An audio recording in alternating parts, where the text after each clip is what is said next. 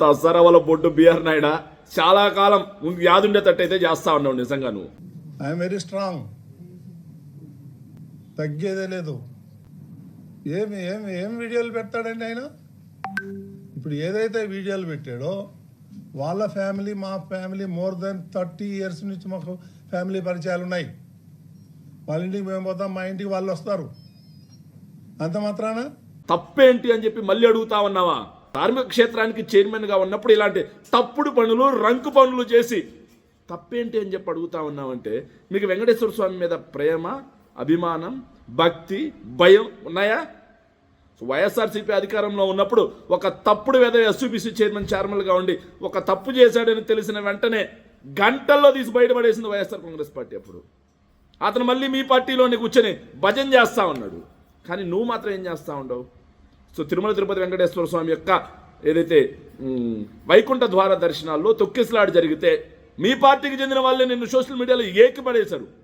Meenakshi చౌదరిని follow అయ్యే దాంట్లో తిరుమల తిరుపతి వెంకటేశ్వర స్వామి యొక్క టీటీడీని ఫాలో అయ్యి తప్పేదని జరిగేది కానీ వెంటనే అన్ఫాలో చేస్తావు.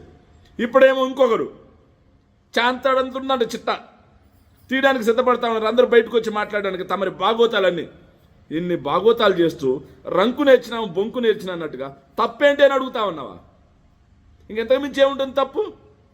సో ఆల్రెడీ చెప్పాం మీకు, తిరుమల తిరుపతి వెంకటేశ్వర స్వామి కలియుగ ప్రత్యక్ష దైవం. ఆయనతో పెట్టుకుంటే రంగుబడుద్ది. సో ఆయన ఆగ్రహవేశాలకు గురైనప్పుడు తంతే ఆకాశానికి తొక్కితే పాతాలని తప్పిస్తే భూమి మీద ఉండే ప్రసక్తే లేదు. వెంకటేశ్వర స్వామితో రాజకీయాలు ఆడకండి అయ్యా అని చెబితే ఈరోజు వచ్చి రాజకీయాలేమో వెంకటేశ్వర స్వామికి కలంకం అంటించారు. ఈరోజు వచ్చి నువ్వు తప్పుడు పనులు చేస్తూ టీటీడీ ప్రతిష్టని దెబ్బతీస్తున్నారు వైఎస్ఆర్సీపీ వాళ్ళు అంటారా? టీటీడీ ప్రతిష్ట దెబ్బతీసిందే మీరు. లేని జంతు కొవ్వు, లేని పంది కొవ్వు, లేని ఫిష్ ఆయిల్, లేని గొడ్డు మాంసం తీసుకొచ్చి వెంకటేశ్వర స్వామి యొక్క లడ్డుకి కలంకం అంటించింది మీరు. సో వెంకటేశ్వర స్వామి యొక్క లడ్డు తయారీలో కల్తీ నెయ్యి వాడింది కూడా మీ చేతగాని అసమర్థత వల్ల. ఇలా తిరుమల ప్రతిష్టని మీరు దెబ్బతీస్తూ మా గురించి మాట్లాడతారా? తప్పుడు పనులు చేస్తూ తిరుమల తిరుపతి వెంకటేశ్వర స్వామిని అడ్డు పెట్టుకుంటారా? టీటీడీని అడ్డు పెట్టుకుంటారా? సో రంగు పడుద్ది అని చెప్పాను, రంగు పడింది. సో వెంకటేశ్వర స్వామి యొక్క ఆగ్రహవేశాలకు గురైతే పాపం పండితే ఎలా ఉంటుందో వినండయ్యా బాబు అన్నాం, వినలా.